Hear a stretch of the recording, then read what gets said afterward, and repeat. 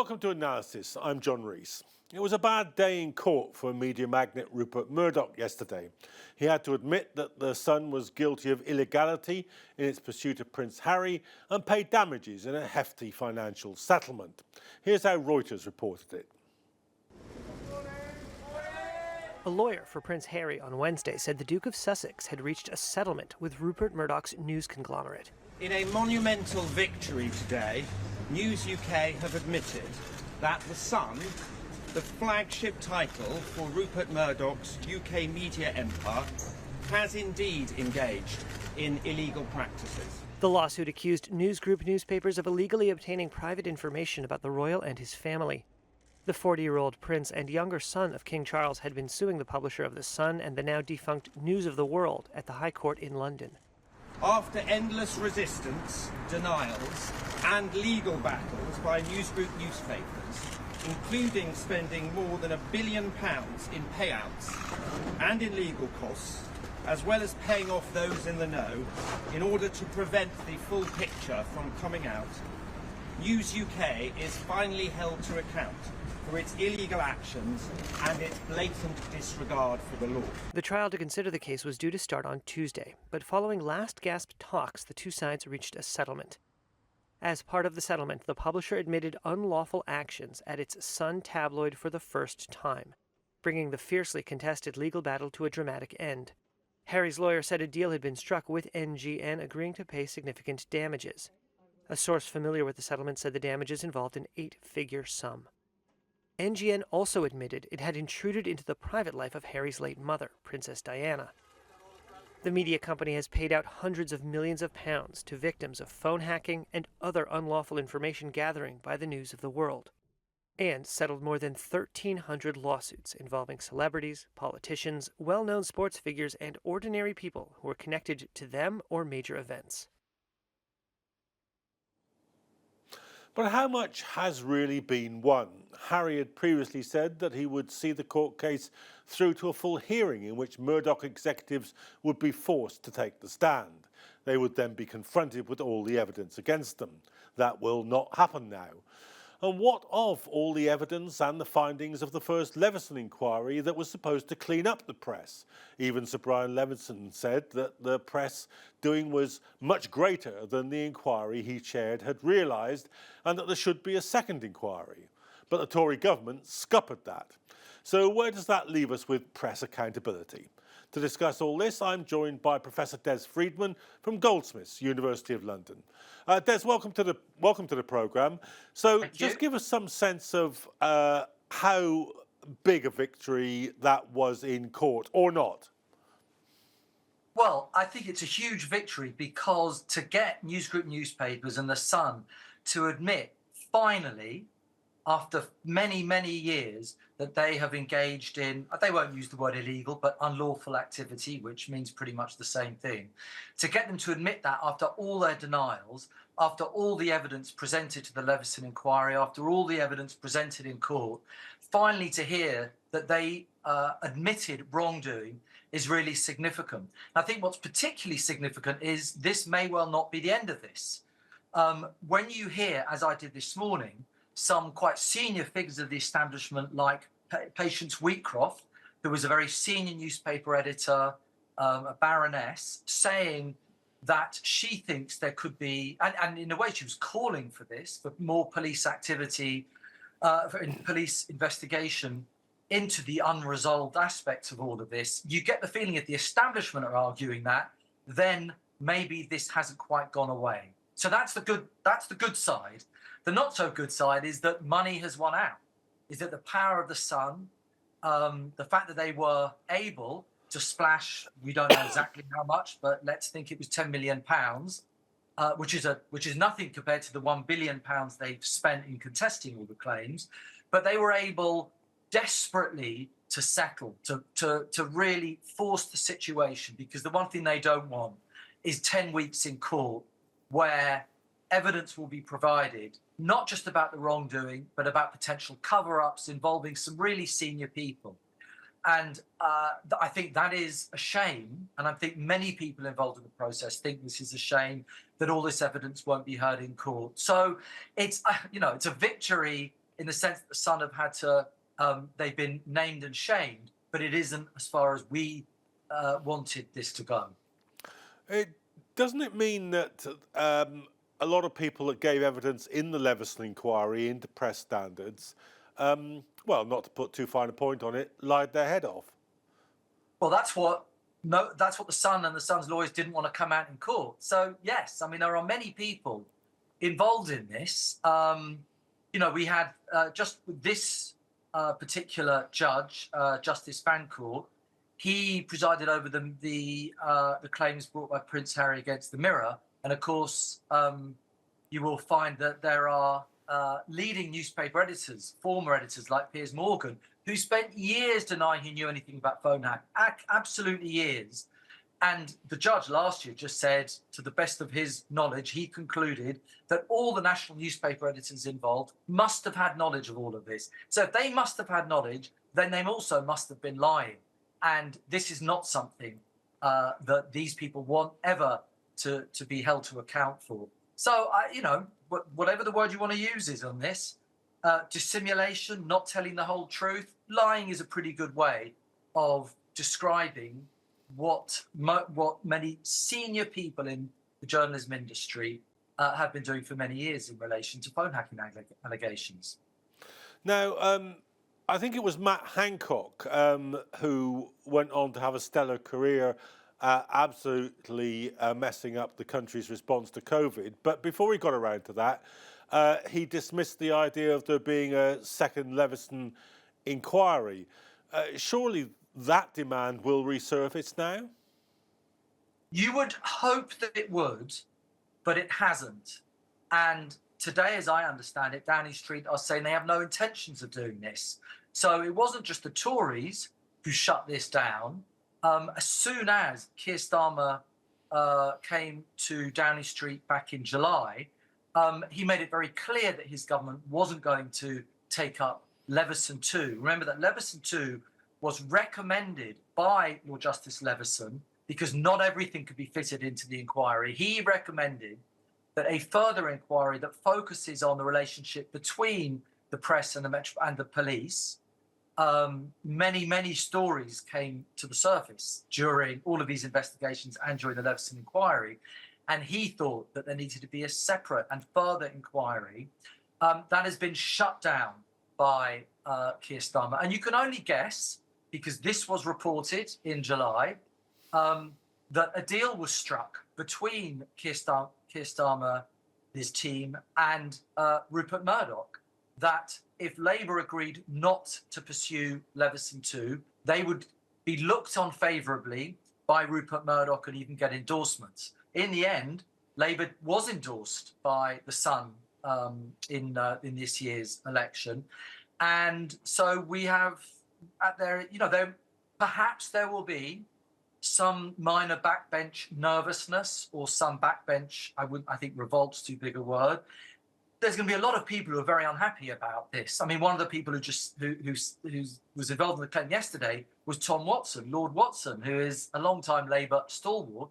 The idea that he could be happy with all of this and not want to see Leveson 2 is pretty unthinkable. But on the other hand, Keir Starmer is the Prime Minister. He's made it clear he doesn't want this. So there are all sorts of shenanigans and relationships and dodgy dealings between the press and the police that are now not going to resurface unless enormous public pressure is brought to bear on this situation. Of course, Starmer famously, during his campaign to become leader of the Labour Party, said he would never write for The Sun. And yet, again, he's written for The Sun this week, not the first time. I mean, he's writing for it so regularly, maybe they should put him on the staff. Well, that's not really a question, John. That is just a statement of fact. I guess he would say the circumstances have changed. Other people, including myself, would just say that this is complete opportunism. What he said at the time was aimed at a particular audience, and then as soon as he got a sniff of power, and remember that there are many people who are saying, look, Rupert Murdoch, The Sun, The Times, these are newspapers from a bygone era. Who cares about them? Everything is about social media. So there is still a sense in which these legacy media outlets still have influence over the political process, over who is elected. And I think Keir Starmer didn't want to upset the apple cart, and so was more than happy to reach the readers of The Sun, or more importantly, not to alienate Rupert Murdoch, and doesn't have a problem, presumably, with a U-turn as blatant as that. So the boycott that is still there in Liverpool to this day after what The Sun wrote about Hillsborough, there will be many people up and down the country whose negative view of Starmer will be confirmed by the fact that he and his ministers are so regularly writing for The Sun. Let's. It's an interesting point you raised there. So let's just pursue that a little bit. The circulation of the printed press has declined massively and is still falling off a cliff. I saw the figures for the last year for circulation of newspapers in this country. Every title is declining, I don't know, something between 8 and 18% year on year. Does it matter anymore? Well, it's not just about the printed circulation. Social media, online news has amplified these voices, and it has not amplified the voices in a kind of democratic or equal way. Powerful voices are able to get heard online above less powerful voices. So The Sun has an enormous reach online. The Times has a smaller reach, locked behind a paywall, but nevertheless, it's about who it reaches. And still, the powerful class that rules this country, who are much more likely to be Times subscribers. And remember, there is Times Radio. So the reach of what we might have just seen as a legacy press has not disappeared. It's gone online. Now, online has allowed for a certain amount of diversification. I mean, in relation to something like the genocide in Gaza, there are pictures coming out which would not have been provided to us if we were just relying on the legacy news. But in terms of domestic politics, and in terms of the kind of material, for example, that is on the desks of the newsroom at the BBC, which still does reach a lot of people, you are still talking about very old traditional titles which have been repackaged into digital form. So, media power doesn't just lie stagnant. It changes itself. It finds new formats. The Sun's influence, I think, overall has diminished. It certainly doesn't have the influence that it used to have, but it certainly hasn't gone away either. Yeah, I've often thought that sort of distinction, the sort of hard wall distinction between social media and print media, is overstated, because quite a lot of what you see in social media are the reports from the printed press and the established outlets, either in terms of their own reports being reposted or comment on what they've said. So they're setting the news agenda. Do you think that as that has happened, as that transmogrification has taken place, the media's got even more right-wing than it was in the past? I mean, back in the day, some of us are old enough to remember when there was only print publications, and if somebody had said to you then, there's things that are going to happen that are much more right-wing than The Sun, we might have been inclined to laugh. But do you think that that's actually come to pass? Well, Joe Biden hasn't taught me a lot, but, I listened when he suddenly discovered there was a bunch of oligarchs running American politics. He has caught up with this fact. I think you are seeing a real cementing of oligarchic power, of the rule of billionaires, which means not just the rule, but also the ideas of billionaires across the media, across the communications industries, across the tech sector. And this has been, intensified by the fact that it is even harder to regulate, even harder to hold any of these tech or media moguls to account. And so I think there has been a noticeable shift to the right, because frankly, no one is able to stop them apart from protest movements, apart from popular movements which are, frankly, we can make our voices heard over single issues, but these are very powerful organizations. So I think to a certain extent, there has been a noticeable shift. It's not as if we've ever had the kind of liberal media that the so-called liberal media tell us we've had.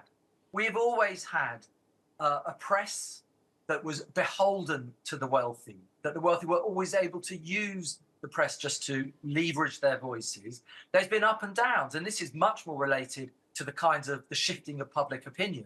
In progressive eras, there might be the press paying lip service to this. I think at the moment, with a polarization, I think the people who run the media and the tech companies are simply using this opportunity, as most obviously demonstrated by Musk, but I think by a whole lot of people out there, are reveling in their ability to amplify increasingly right-wing, Islamophobic, anti-migrant, right-wing voices. And it's really up to ordinary viewers, users, audiences to hold them to account. You can't do that just by politely complaining to the BBC or writing in a letter. I don't want to stop anyone from doing that if it makes them feel better. But the most effective ways of holding these people to account are actually through popular protest movements over particular issues, saying that you do not represent us, because they don't. And what do we make of the situation of the ownership of some of these titles now? I mean, The Guardian has just sold off the Observer title, a historic title in this country, in a closed process. They sort of chose who they wanted to give it to, did actually give it to them at an absolutely knockdown price. There's something similar happening with the Telegraph, where the sort of initial bid for the Telegraph was ruled out because it came, I think, essentially from an Arab background. Well, what do you make of what's happening with the pattern of ownership? Well, some experts do tell us in a digital age of fragmentation, you don't have to worry about ownership. In fact, one of the most famous voices to say this was Rupert Murdoch himself, who just before he left Twitter just said, in the age of the internet, there will be no more moguls. Slightly disingenuous, but clearly wrong. Ownership still is incredibly important. Ownership is important just if you think about the one person who now owns X and the absolute abuse of ownership that we see from him every day, regularly interfering in the politics, the political cultures of other countries well beyond where he lives. You see ownership being further concentrated as opposed to being fragmented. And ownership really matters. I mean, what was interesting about the Telegraph case, is not so much that the Telegraph itself was really valuable, although it is still seen as a kind of a powerful vehicle to reach particular sections of the Tory party, such as they exist. It was the Spectator that was the really valuable part of all of that, as a heavily opinion-led and quite influential agenda setter on the British right.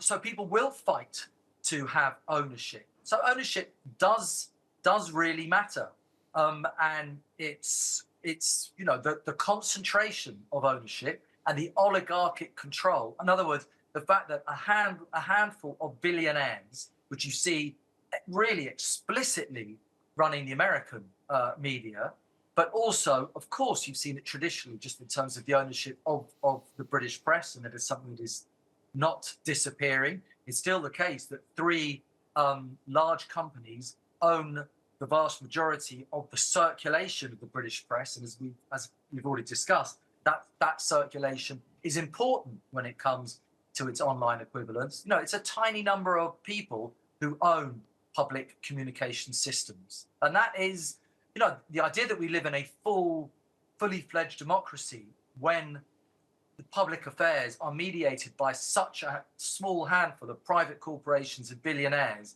Well, it makes you think about what do you understand by democracy?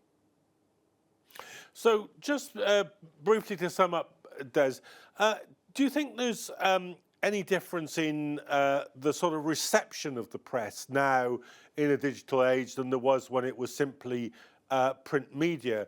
We heard a lot at the beginning of the whole social media revolution of how it was a horizontal means of communication and it would undermine the vertical methods of communication. Do you think that's turned out to be the case, or are we looking to a revision to a much more understandable and familiar, if not pleasant, environment? No, I think things have changed. I mean, you look. This is part of my research, looking back to those days in the 90s when so much nonsense was talked about the fact that the internet was going to destroy the oligopolies and destroy hierarchies and power would never be the same. And quite clearly, that is not the case. But that doesn't mean that nothing has changed. And I think social media has severely dented the credibility and trust that people have in the legacy media, simply because it has allowed, in a much more unmediated way, the kinds of pictures, narratives, stories that were prevented from reaching us, that at least now we can do this. And I think we should be cautiously optimistic. I say cautiously because one of the main people who says the legacy media are dead, it's time to celebrate, is of course Elon Musk, who is saying that utterly for a self-serving purpose. So I think we should be cautious, but we should be optimistic to the extent that people are rightly much more suspicious about the sources of information, about the stories that are told to them, about the idea that there is just a consensus on different issues, that there is a consensus on Gaza, when clearly there is not. There are extremely polarized views. Well, actually, there is a majority of people in this country who support the Palestinians, and that is not something you will see reflected in any of the legacy media. So I think things have changed, but what hasn't changed is that communications, tech, and the media are an absolutely essential element of capitalist control of our economy and of our political culture. That's something we are constantly reminded of and that we're constantly going to have to challenge. Well, that was Professor Des Freedman from Goldsmiths, University of London, concluding our discussion of what's been happening to the case of the Murdoch press against Prince Harry, which of course the Murdoch press lost rather badly. But for now, that's all we've got for this episode of Analysis. Thank you for watching and good evening.